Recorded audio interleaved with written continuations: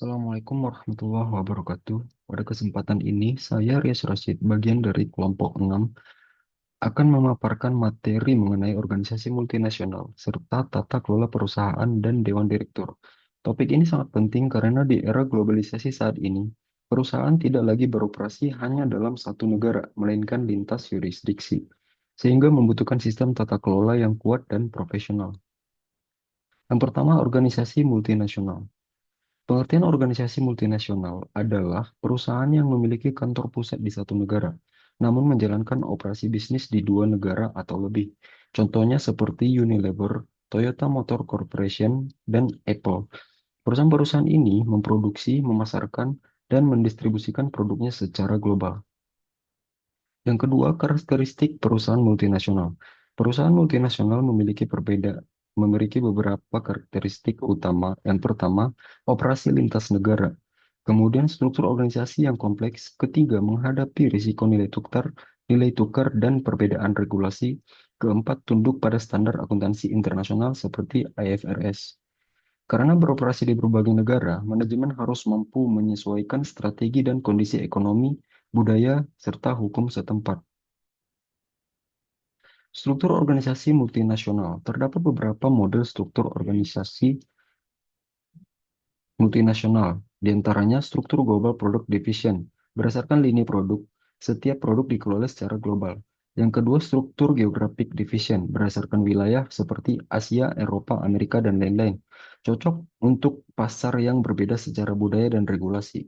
Kemudian ada struktur matriks, kombinasi produk dan wilayah lebih fleksibel namun kompleks.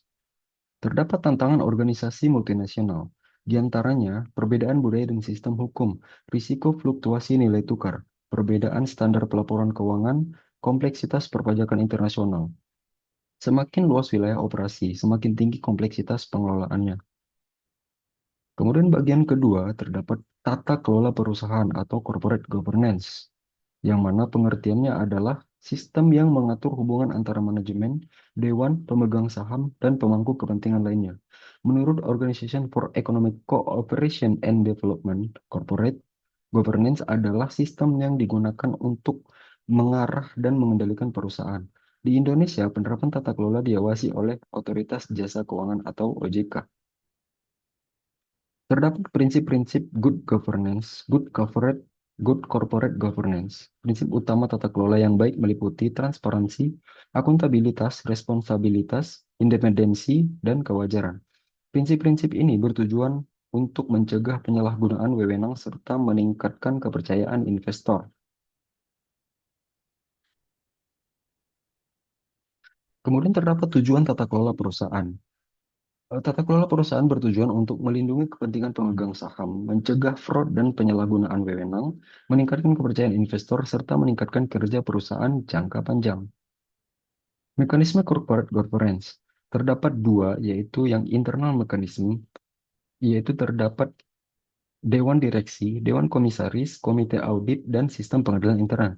Sementara secara eksternalnya ada regulasi pemerintah, auditor eksternal, pasar modal, dan tekanan investor institusional. Oh ya, pentingnya corporate governance itu menjadi sangat penting terutama bagi perusahaan multinasional karena operasi yang kompleks, keterlibatan investor global, risiko reputasi yang tinggi. Kita bisa belajar dari kasus seperti Enron, di mana lemahnya tata kelola menyebabkan skandal besar dan kebangkrutan perusahaan. Hal ini menunjukkan bahwa tata kelola bukan hanya formalitas, tapi fondasi berkelanjutan perusahaan. Kemudian selanjutnya bagian ketiga ada Dewan Direktur. Dewan Direktur adalah organ perusahaan yang bertanggung jawab atas pengelolaan perusahaan, mengambil keputusan strategis, bertanggung jawab kepada pemegang saham. Dalam sistem Indonesia, two-tier system, direksi yaitu mengelola perusahaan, komisaris mengawasi.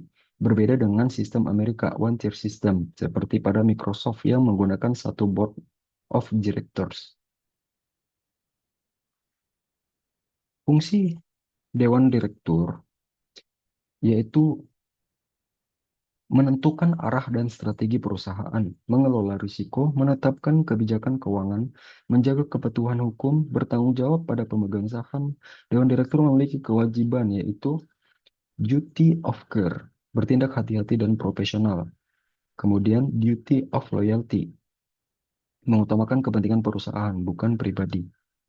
Kemudian terdapat komposisi dewan yang ideal. Komposisi ideal meliputi direktur eksekutif, direktur non-eksekutif, dan direktur independen.